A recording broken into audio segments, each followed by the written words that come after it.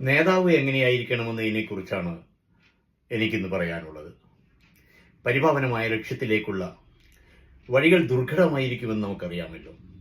വഴിയിൽ കല്ലും മുള്ളും മാർഗതടസ്സങ്ങളും കുഴികളുമൊക്കെ ഉണ്ടാകും. അത്തരം ദുർഘടപാതയിലൂടെ അണികളെ നയിച്ച് ലക്ഷ്യത്തിലെത്തിക്കാൻ മികവ് കാട്ടുന്നവരെയാണ് നല്ല നേതാക്കൾ എന്ന് നാം പറയാറുള്ളത്. അത്തരം നേതാക്കന്മാർക്ക് സാധാരണ 3 വഴികളുണ്ടാകും. ഒന്ന്, മാർഗതടസ്സങ്ങൾ അഭിമുഖീകരിക്കാതെ അണികളെ വഴിമാറിക്കൊണ്ട് അവരെ ലക്ഷ്യത്തിലേക്ക് എത്തിക്കാൻ മികവ് കാട്ടുക.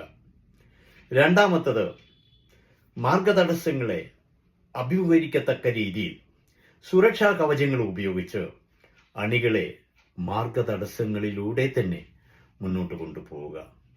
മൂന്നാമത് ഒരു വഴി, അണികളുടെ സംഘശക്തി ഉപയോഗിച്ചുകൊണ്ട് വഴിയിലെ മാർഗതടസ്സങ്ങളെല്ലാം തന്നെ വകഞ്ഞു മാറ്റി വരും തലമുറക്ക് കൂടി വഴി സുഗമമാക്കിക്കൊണ്ട് അണികളെ മുന്നോട്ട് നയിച്ച് ആ പരിപാവനമായ ലക്ഷ്യത്തിലേക്ക് എത്തിക്കുന്ന നേതാക്കന്മാർ. ഏതു തരം നേതാവാണ് നല്ലത് എന്ന് നാം ആലോചിക്കുക.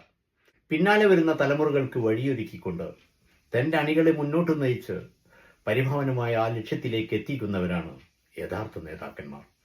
അത്തരം നേതാക്കന്മാരാണ് പുതിയ ലോകം സൃഷ്ടിച്ചത്.